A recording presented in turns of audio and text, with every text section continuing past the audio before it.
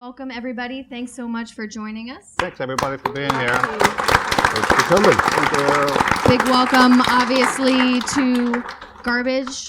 Thank you so much for joining us today at Google to talk about technology and how it affects the creative process.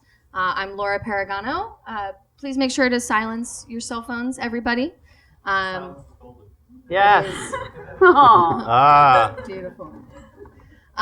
Since their formation in 1993, Garbage has sold over 17 million albums worldwide, and they even recorded the theme song for The World Is Not Enough, the 19th James Bond movie. So thank you so much, Duke, Steve, Shirley, and Butch for joining us.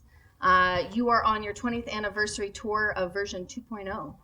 2.0 obviously is a technological phrase to describe the evolution of something. When you were recording the album, how did you feel like this was a progression of yourselves as a band? You know, I think what we learned on our debut record was that we kind of came up with a sound.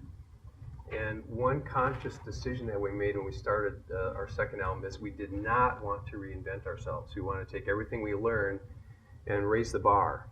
And so it's sort of tongue-in-cheek, that's why it's called version 2.0. But that's also the first record that we dove into the digital world. We started working with Pro Tools and haven't really looked back. I mean, that clearly was becoming the wave of the future. So that's kind of why we call it version 2.0. Not even so much tongue-in-cheek, we just felt like it was a new, bigger, faster, better, stronger, updated version of Garbage. Did that affect the process of writing the album or just the production side of things? I think it affected everything. The technology they work together. The technology and the creative sides kind of fed one another. And I think calling it version 2.0, we were hoping it was also an upgrade in the songwriting and the music itself. It wasn't just about the technology. Awesome. Yeah. In the process of now playing it 20 years later, you've had to adjust to perform it live, and it's a trend nowadays. It seems like artists playing seminal albums in full. Has the process of playing it changed since the time of recording it? Not really. I mean, the weird thing is, 20 years ago, we were pretty forward thinking, and a lot of the software developers and so on and so forth were very enamored with Butch's production career and really directed a lot of their, prototypes towards him and our engineer at the time. And so we were forward thinking, and when we brought it to the live setting, we encountered a lot of hostility, I think is the best way of putting it, because we did incorporate the technology into our live show. And this was seen back then as a sort of sin. You're not real musicians, you're cheaters, you're fakers. I mean, it sounds hysterical now, but 20 years ago, it felt very real, and we were a little daunted by the sort of hostility that we met from reviewers. Now, of course, 20 years on, everybody's doing basically what we were doing back then. Drum pads and synths. Yeah, loops and sequencers. And we actually got a threat from someone in Australia. Said, if you come to Australia and play with this technology, you're going to get booed off stage. And we're like, really? Because they really wanted honest on it. Anyway, we went to Australia a lot, and they loved us. So. Shows them. Yeah. But our process has basically stayed the same for the last 20 years, and we've seen our sort of approach be incorporated basically by mainstream, artists, and everybody's doing it kind of now. But back then, we were definitely one of the first in that to cheat. The good thing is, it was daunting. Our engineer Billy Bush we had to scratch our heads to try and figure out how do we take the studio sound, which was quite complicated on the first record, and take it to a stage. And I don't know if all of you remember ADATs. We put some backing tracks in ADATs. We had weird click tracks that I would listen to and cue the band. You guys had these guitar pedals. It was a mismatch of stuff. We had inner ears plus also wedges on stage. MIDI guitars. MIDI guitars, which were really slow to to play and actually to do a patch changing.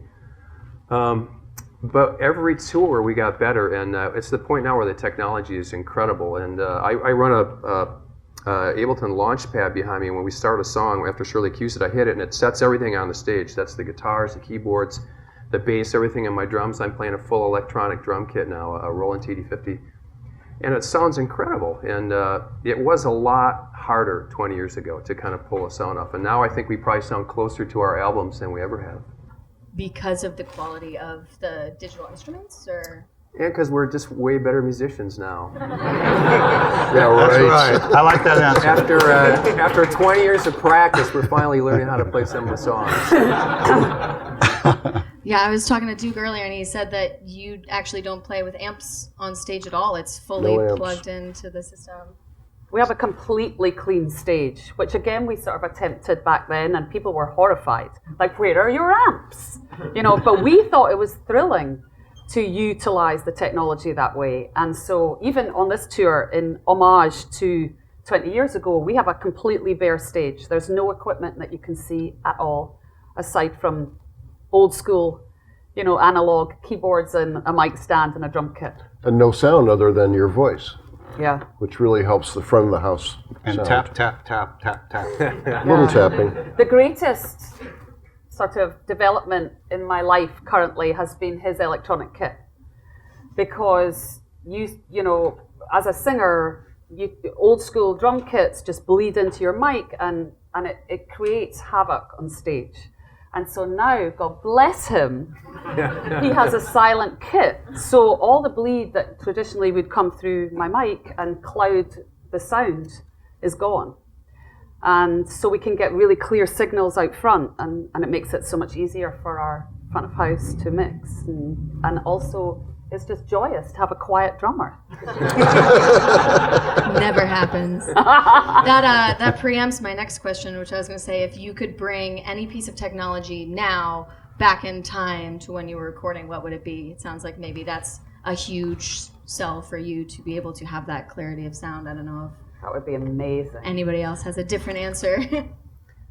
No, I mean, it's the great thing about technology is it gets better and usually cheaper every year. You know, it's not something where the price, the better it gets, the more expensive it gets. So it's just made our whole world much easier. And I wish, quite frankly, when we started out with the technology we'd be where it is now, it would have been so much easier. There was a lot of head scratching and agony and just, you know, freaking out and trying to figure out how to do it on the first tour. But somehow we made it through. What was like the hardest thing on the first tour, or which aspect of the technological nuances? For me, we put like just so if you understand, there's a lot of loops and things in the Garbage songs. So we would take the loops off the record, and I would play live drums over them. But to be able to play those back, we had to put the loops from the record on a ADAT. And Shirley would write up the set every night, but back then you had to hit fast forward and rewind. So depending on where the set was, oh my God, the first song is the first song, and then the 20th song on the ADAT is the second song. So I go, okay, talk, Shirley, talk. I'm fast forwarding, talk. And it only took sometimes 15 seconds to go that, or 20 seconds, but that can seem like an eternity on the stage if Shirley's not talking while I'm standing there. So that used to be my biggest freak out every night. Like, let's try and get a set list that I'm not fast forwarding and rewinding between songs. Yeah, so we weren't able to really change things up as much. Now we are as free as a result of the technology as just a normal, hardworking, you know, musician. We can. It's so adaptable now and so quick that we can do things on the fly, and we never were able to do that 20 years ago. We did 2 songs in on a talk show in Paris, and the little ADAT thing. Oh God, yeah, breathing. The little ADAT thing wouldn't work, and Butch is back there going. And we're like on that. live Meanwhile, Live the cameras are national on TV. live to the air. It had shut down. It had gone to sleep while we went off stage. And when it was all queued up, but the power was off. I'm like, what? And I hit go, and it's going, warming up. Oh fuck! We're just standing there, everyone's staring at me. And it's we've learned to play the songs with our bass player Erik from Jane's Addiction plays list. He's incredible. I can play drums. These guys can play guitars. if the loops don't work, we can still play, but it sounds more like the record if we have the percussion loops or the crazy sound effects and stuff. So we do like to rely on it. When it doesn't work, we just go old school and play 2 guitars, bass drums, and vocal. And we're more sort of unplugged at that point, but we can still do it.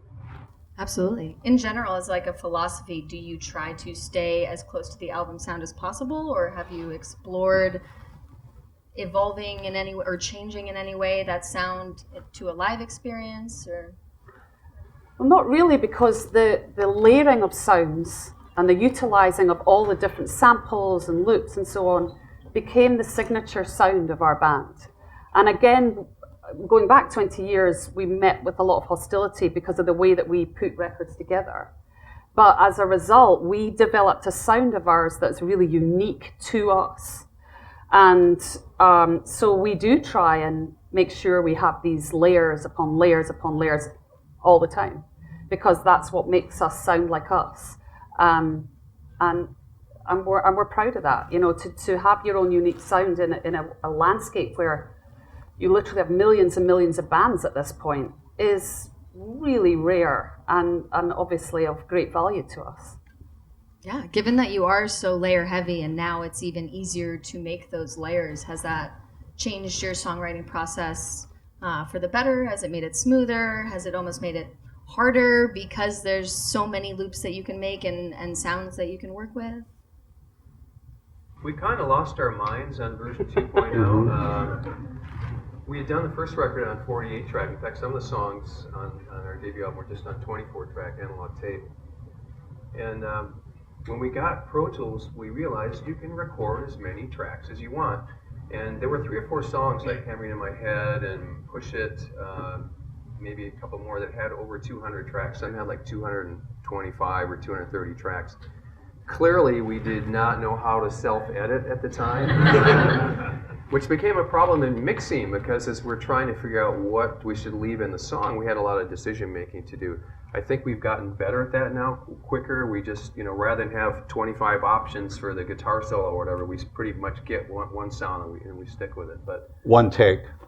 Yeah, right. Professional. yeah. But the technology is, the great thing about that too is that the way we work as a band is we usually come in with a song idea. It could come from someone has a chord progression, could be from a title. Shirley might just have a title, or Steve might have a guitar riff or whatever. Or we jam and come up with a little fragment.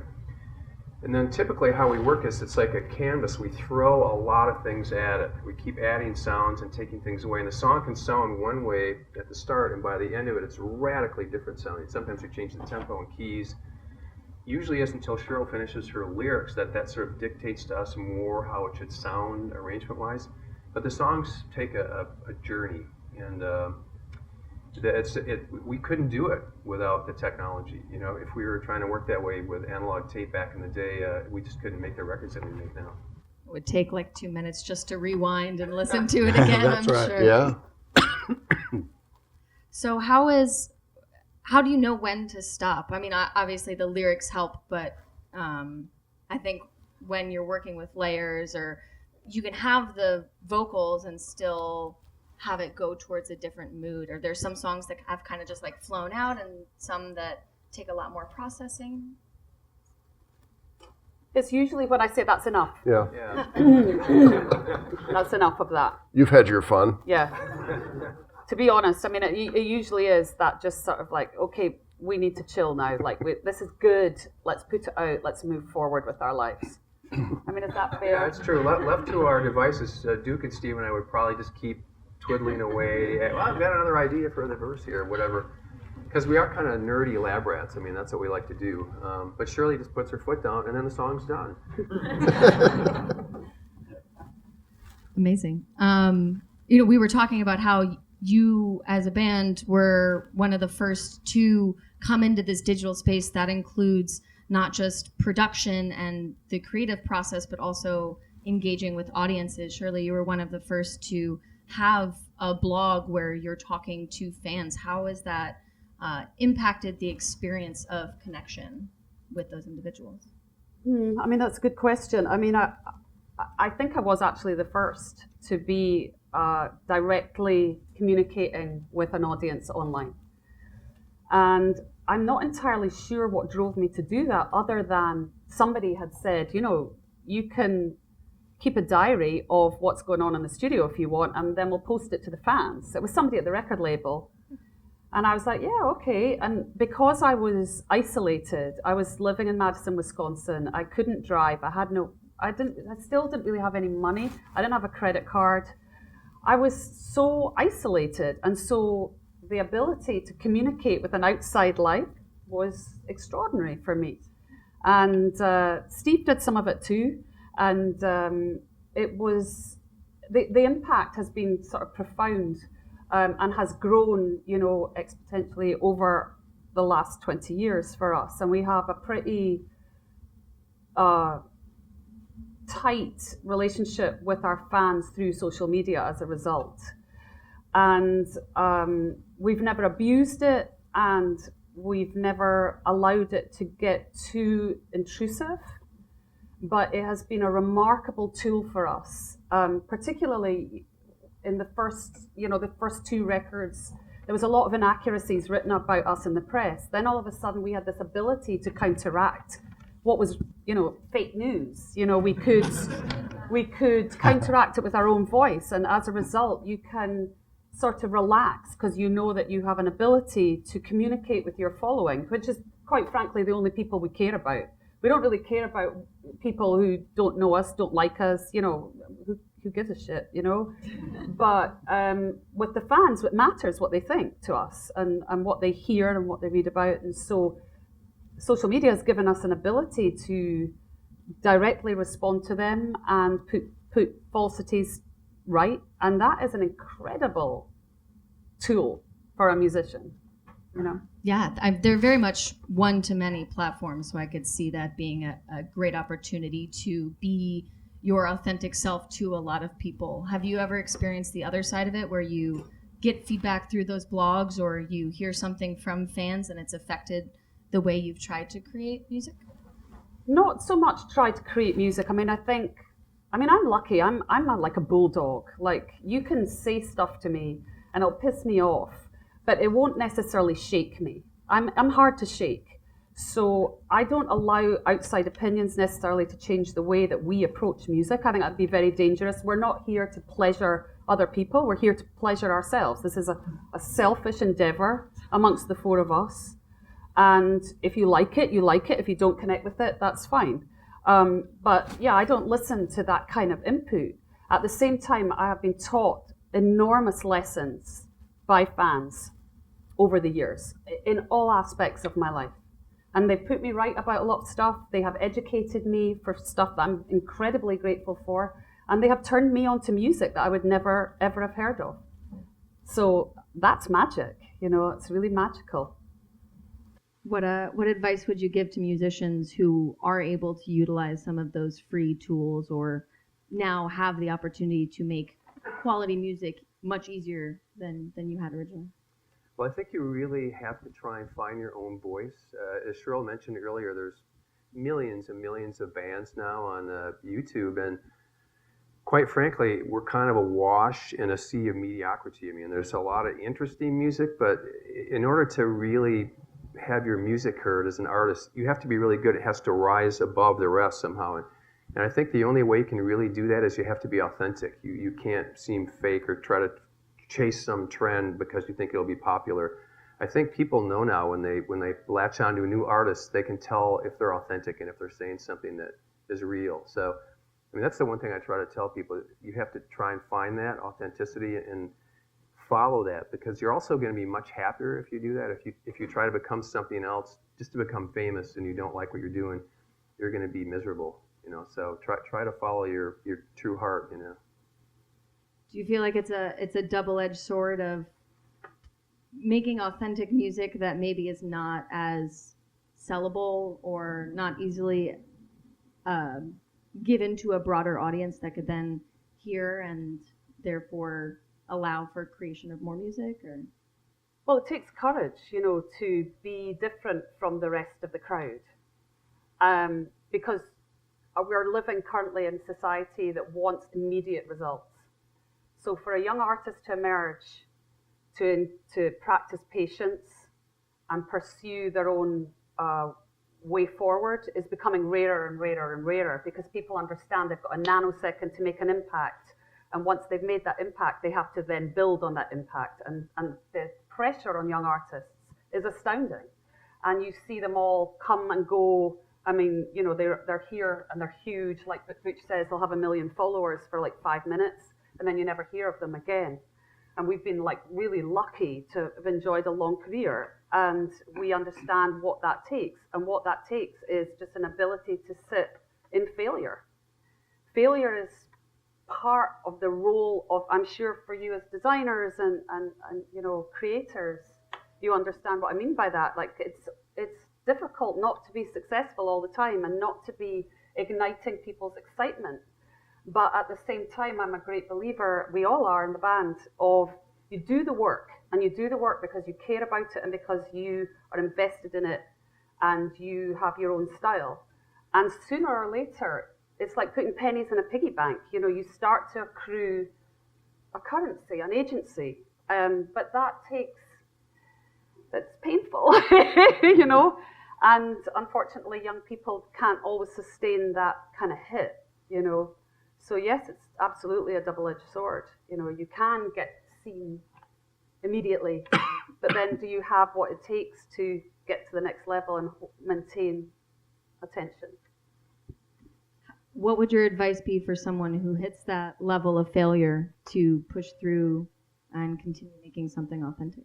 Write a hit single. That's a good idea. Don't we all wish that? That always seems to work. Do you feel like technology has made it easier to fail faster? Because we often say here, fail fast, fail often, as a way to overcome that fear of failure. I'm not sure if that's something where by being able to make music faster in some ways or sketch out ideas, you can see that it's not going to lead down a particular path that feels true or right to the intention of the song.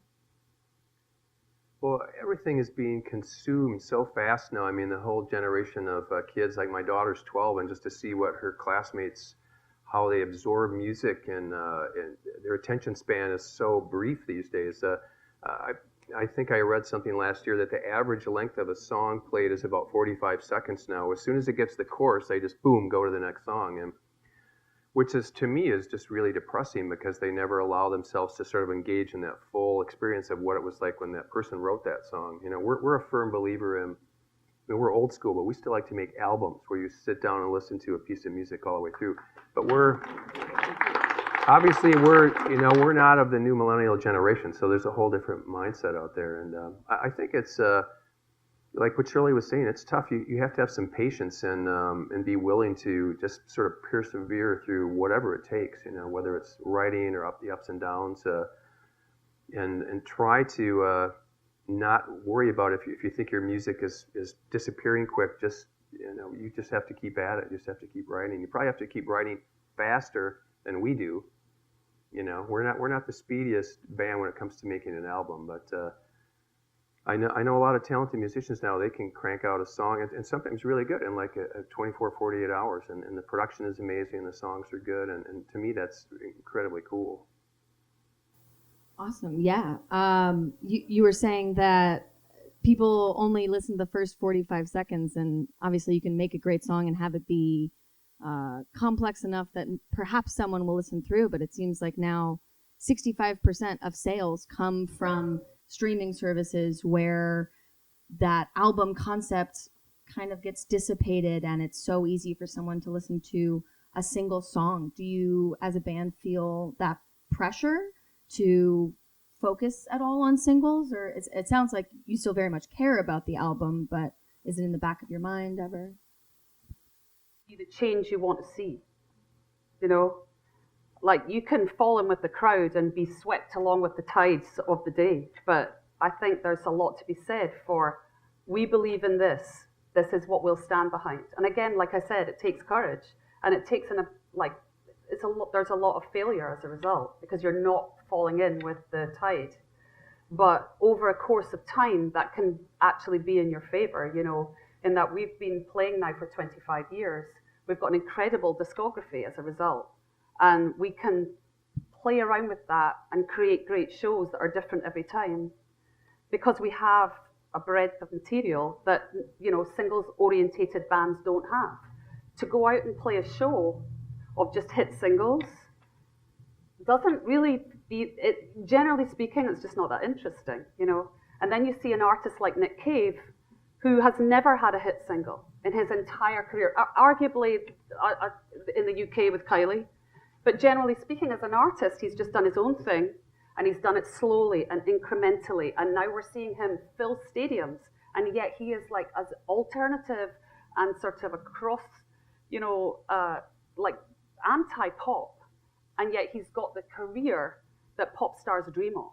And that's what I believe in, and that's what I want to invest in. I don't really care about being fashionable or the sound of the moment. It's like we wear that for a moment, and then inevitably that passes. You're no longer the zeitgeist. So where do you go then? What do you do with your creative energy after that?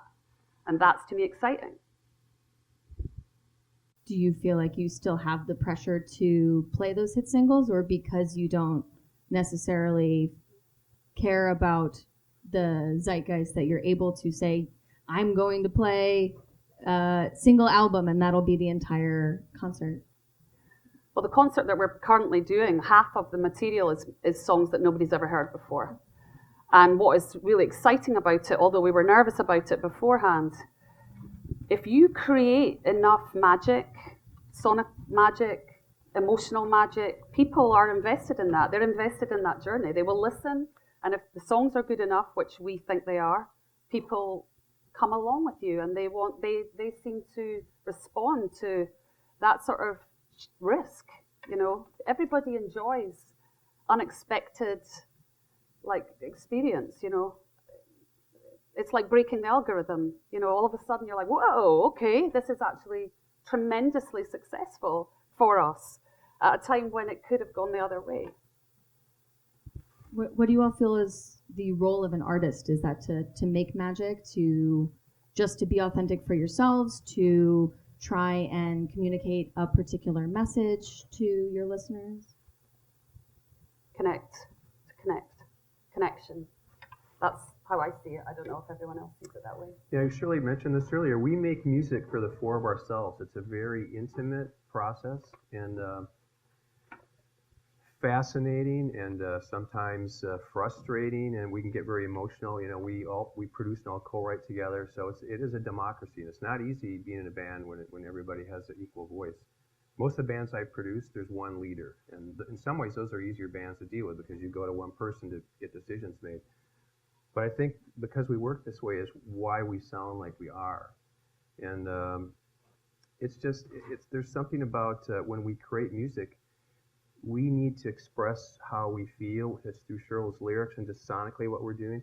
I think the great thing that we found is, especially on this tour, is playing these obscure songs, that the music has connected and really touched a lot of our fans, and that is really an incredible, to us, we would just want to say thank you for letting us know that, because we make music in a bubble and you have no idea if it will connect or not. And I think we're very lucky that we do have a lot of fans who really take heart to what we do, and our fans are the reason we're here today, why we get to keep making music. So it's connecting, you make music to hopefully connect on some sort of emotional level. Do you wish that you can make it outside of a bubble, or do you appreciate being able to come together as just the four of you and focus without needing to think outside of this group? I think we benefited a lot from being from Madison, Wisconsin, where there's no record industry, and we were very, very insular, and nobody was telling us what to do, and we didn't really know what was going on the coast, to tell you the truth, and which I think was good. And they just left us alone, even when we got signed to just some big labels. So yeah, I think the four people in a small room trying to come up with something doesn't always work, but when it does, it's really cool, and that process is really precious to us, and I think we want to keep that. Yeah, the few times we worked with outside producers, didn't work. We Couldn't See get the it that creative way. vision through. It just we tried it because we were just trying to do something new at the time, and it just didn't work. I think because the four of us are so opinionated, that's we can't have a fifth opinion. We have done a bunch of one-off like record store day collaborations with Brody from the Distillers and Brian O'Bear from Silver Sun Pickups, and we have a new one coming out. But those are just one-off songs. It's really fun to do that because when you do that with another artist, that puts you in a different headspace. You want to meet him and sort of figure out what they're going to do, and you get feedback off that person. That's always fresh for us because usually it's just the four of us and our engineer Billy in a room together. And so when you do get that chance to go in with someone else, it's cool. It's just another perspective, which is good. Speaking a little bit on collaboration, I know you guys have heard about Magenta, which is a Google project that's using artificial intelligence to create Put us out of different business. That is not their intention, as I was told to mention. Have you collaborated with a technological entity like that before? What do you think is that kind of project's role in the creative process? I don't know. I'm curious to see it. We're going to see it. Yeah, we today, haven't seen right? it yet. We haven't seen it yet. Every now and then we get asked a question about can technology make music as good as humans? And I'm sure that there are algorithms that could come up with interesting chord progressions and great melodies and stuff.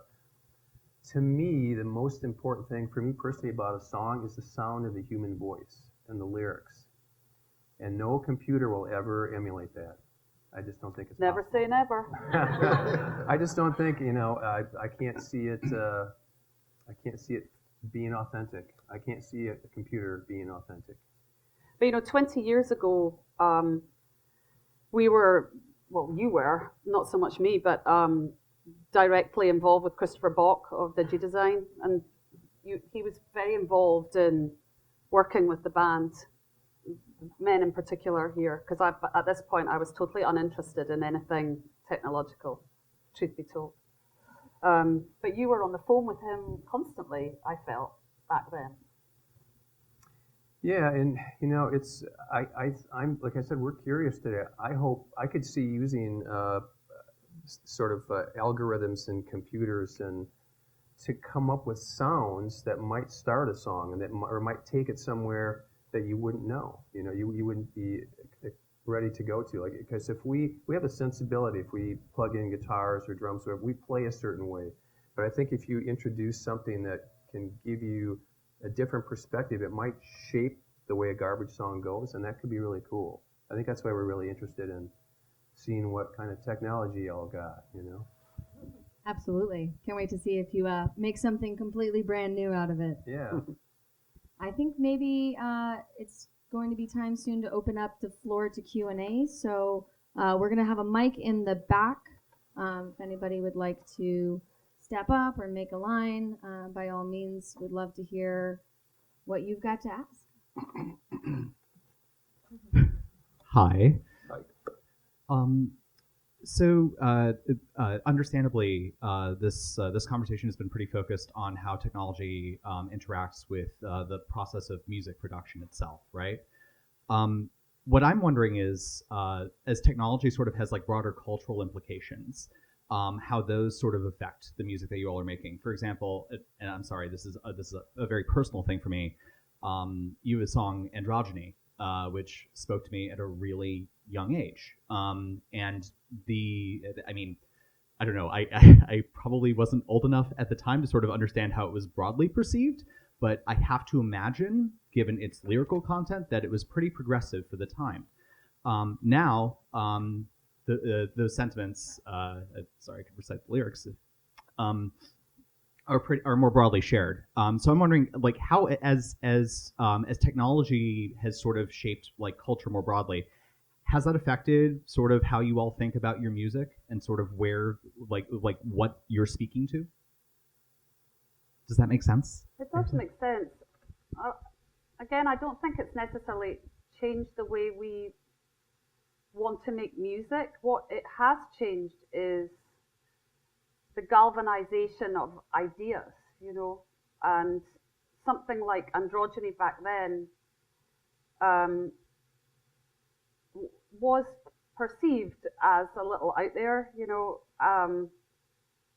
and nowadays I feel like these messages that deal with taboos or deal with things that are considered still marginalized voices, through the internet we can find our people and find our base, and it's been an incredible tool in that regard of like pinpointing where people's sympathies lie and where you share an ideology or philosophy, and I mean that has also worked also to all of our detriments, but it's also a beautiful, amazing thing, that you can find your audience much faster and broader and all over the world, and that's incredible. And I think it connects people who have felt marginalized in ways that we've never seen before. And I think that's why we are beginning to see a lot of change in a certain fields, and it's exciting. I mean, we've all got a long ways to go, but it's still pretty rad, that, we can all galvanize and stand behind things that we believe so strongly in. Does that answer your question? I'm so sorry. It's certainly speaks to it. Thank you so much. Thank you. Cool. I like your shade of lipstick. It's similar to mine. I wanted to ask about version 2.0 20 years later. Now that you guys are looking back on that album, is there anything that you would have changed about that album or songs that you would have included? Like Soldier Through This. It would have made me so happy to see that on the album. That's obviously one of your favorites. Yeah, I think that we're really proud of this record the way it is. I think any time you put out something like that, you can look back at it 20 years later or 2 days later and think maybe you should have done this a little different than that. But it is what it is, and we worked really hard on it for a long time, and it the Soldier Through This and songs, those B-sides all came after the record for the most part. They were B-sides that were demanded that we record for single releases in the UK and so forth. So that was a later one. But some of the B-sides we think are pretty strong, and they were written in like 10 minutes and recorded in a day. I don't know why we didn't do the whole album that way. Record, yeah. Thanks for the question. Thank you, though. Thanks for being here. I have a question about sort of ownership. Sounds like you value ownership over the process of music production. You use platforms like social media platforms. You don't have a lot of ownership over how you communicate with your fans. Like, for example, Facebook might change a policy like that you cannot send group messages anymore to like everyone without paying for it, or like those kinds of things. Like you give away a certain part of control over like communicating with your fans. How do you deal with that, and then how does that affect you? Well, I mean, we've had more control over how we communicate with our fans now than we've ever done. So things change and you have to adapt. I mean, as an artist, if you don't adapt, you die. It's simple as that. If you refuse to move with the changes, you'll be drowned. And we're lucky that we work with a man that we've trusted for a long time, our manager, Paul Kremen. We worked with him at the beginning, and he's been with us throughout our entire career at this point in different. He originally ran our record label, basically. And because he has a great background in marketing and has a great grasp of the industry, he has forced us at times to adapt. And we've strongly fought him, and there's been fights and hysteria and me telling someone to. But he has pushed us to sort of, embrace streaming, for a random example, which we were so against and offended by, and are still offended by the way musicians are compensated. But as Paul so rightly pointed out, better to be compensated a small amount than no amount. So, things like that. We have people around us that really push us to sort of try and, stay on top of the changes in social media and in technology.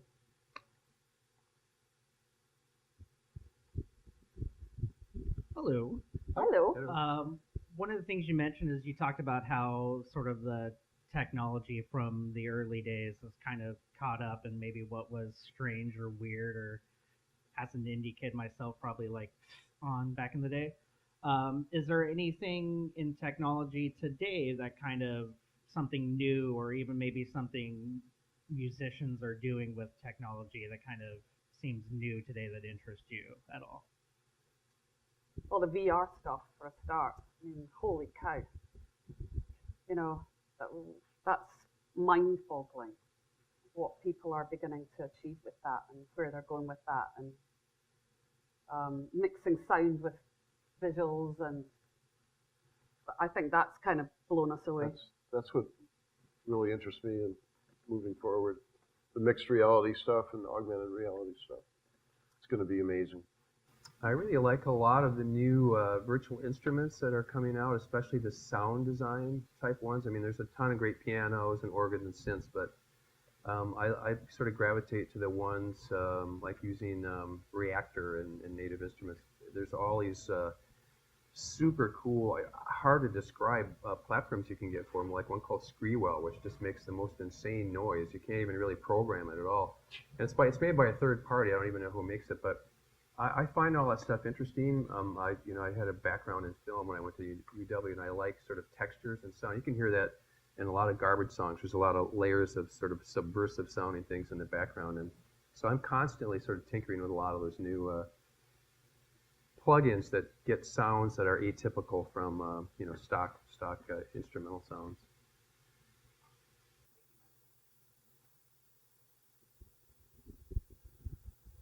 Hey, thank you for being here. So, The World Is Not Enough, still to this day, my favorite James Bond song. And, and there have been plenty of them. My question is, being featured in a movie like that, what kind of an impact do you think it had in the longevity of your career? I think it had quite an impact. I mean, the kind of exposure it gave us was insane.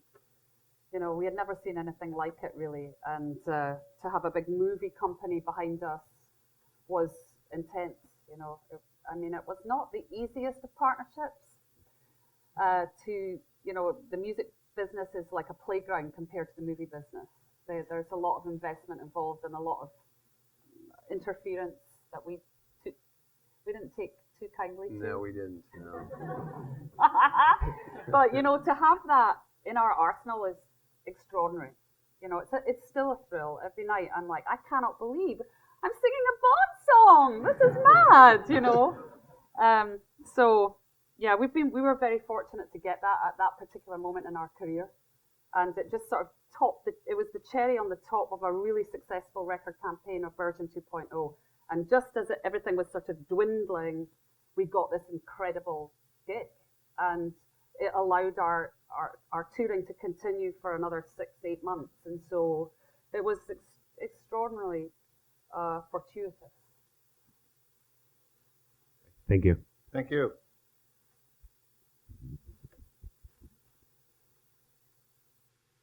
Shirley, you've been a very strong role model for women over the years.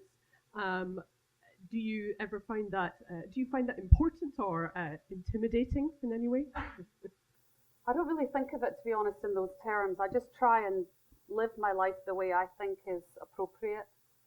I have been quite blown away by the love that I've received from a lot of women, and it is a great honor for me. Anytime a woman comes up and says, you helped me with this, or something you said spurred me to do that, but I never think of myself in any way as a good example of humanity. And I'm lucky. I don't know why I'm like this, but I don't really think about it very much, and I think that's probably just as well. I think that maybe that keeps me sane, but I am a feminist. I believe in the principles of feminism. I feel now more than ever women are under siege, and I want to speak up about it. And particularly for women, black women, and for coloured women, these are treacherous times we're living in. And so now more than ever, I make myself speak up, even when it's uncomfortable, because I think it's an outrage. I think what's going on in America currently is an outrage, and it breaks my heart. Hear, hear. So, yeah, but we press on. We will endure. Thanks for coming. This is so awesome. You mentioned that you, in live shows, use a lot of sequencers to preserve your sound. How does that affect your ability to maybe improvise, be in the moment, react to the crowd and to the moment? Well, we've got the technology now, so we can change things up to a certain extent pretty easily. You know, if in a sound check we feel like something's the wrong tempo or something like that. Butch is able now to, we can go to any song pretty much that we know, and it doesn't have to be a locked-in set if we don't want it to be. So it's a little more flexible. We're not a jam band, and don't want to be either. So, we've got it to a comfortable place now, I'd say. Steve hates that term jamming, by the way. He just Yeah. if you hear any of our shows, we try to play exactly the same, as perfect as we can every night, and we're not even close. Every night is different. The guitar riffs are a little bit different. My drumming changes. Shirley ad-libs vocals all the time, so every night is it's its own thing, And we realized a long time ago, we don't want to sound exactly like our album anymore. If that were the case, just put the album on the PA and we'll just sit up on stage and dance, So recording is one thing, and music should be listened to that way. When you go see a live experience, it should just be that moment in the room, and every night should be a little bit different, But we are currently limited, but I'm sure that's going to change, where I would imagine at some point we'll get to the point where the brain at the back, the machine at the back, can adapt really quickly. So I would imagine, in my wildest dreams, that by a flick of a button, we can elongate, a section, shorten a section. I mean, that would be amazing if we could do that, Work on that, will you? Yeah, if somebody here could come up with that would be wild. I'm sure they could. Actually, a quick follow-up to that. When your tours are being booked, are you asking for certain types of venues? Because sometimes certain groups will sound terrible in a really boomy place, and some groups might want a really small club atmosphere. Are you pushing for a certain type of venue, or is that just out of your control? And do you recompose if you're in a venue that's just going to sound terrible otherwise? You make me feel really inadequate. Not really. You seem really prepared. Yeah, we have no control really over the venues we play, unfortunately. And I mean, we often step into a venue and you'll realize like the PA is stacked behind the mic, which means you're in for a bad night. Things like that. And there's nothing you can do about it. You can't rehang a PA, So, yeah, it's complicated and a bit of a nightmare sometimes, but you just have to get on with it. Yeah, Exactly. I noticed that earlier on. That's why our sound engineer's been struggling. It's like you're screwed, basically. But yeah, what were you going to say, Angela? Oh, it's sort of what you're saying too. For me, the first thing I get up, hit the bass drum, and sometimes it's just tight, and other times, boom, whoa, it comes back like 4 seconds later, twice as loud as when you hit it, but that affects everybody on the stage. We're like, oh my God, this is going to be a nightmare. And unfortunately, then our monitor mixer, he probably has a heart attack through most of the set because every song he's struggling to try and get our mixes dialed in. But you realize you just have to roll with it because every stage does sound different, Hey guys. So actually, sorry, this question is really for Butch. Butch, before the inception of Garbage, you were a fairly well-known person in the music industry, and you may have just produced, I don't know, one of the most generational albums of all time from this, triplet from Seattle area. So if you were to, I have two questions on this. If you were to do Nevermind again, would you change something knowing what you know today? And then second question, which is really my new question in there, is my favorite song of that album is Drain You, because the intro of that song, I don't know, as an amateur producer, I have no idea how you did it, but... Which song? Drain You. with I Kurt remember Cobain. how, was all those little sound effects, right? Are there little? It just starts with Kurt Cobain singing and playing a guitar, and the guitar sounds like ridiculously thick. Oh yeah. Exactly, that one. Well, to answer the first question, if I produce Nevermind now, there's a good chance I might fuck it up. Because I'd probably use Pro Tools, and we probably would not have gone to Sound City. There was a combination of things. The band rehearsed for 6 months every single day. They were tight when we went in there. The sound of that room, Sound City, is amazing. Dave Grohl had just joined the band. He's one of the best rock drummers in the world. They had written brilliant songs. That Neve board in Sound City has a sound to it. So there were all those X factors. But then there was also the factor of the time that people were looking for a record like that. If Nevermind came out today, there's no way it would have the same impact. It just wouldn't. It would be scrutinized in social media, like Shirley said, probably dead in 48 or 72 hours. People would move on to something else. It wouldn't have that sort of magic because it came out at a time when I think people coming out of the 80s, I think they were looking for some sort of profound change, and that album resonated with people. So I was very lucky, we all were, that it was the right timing for that record.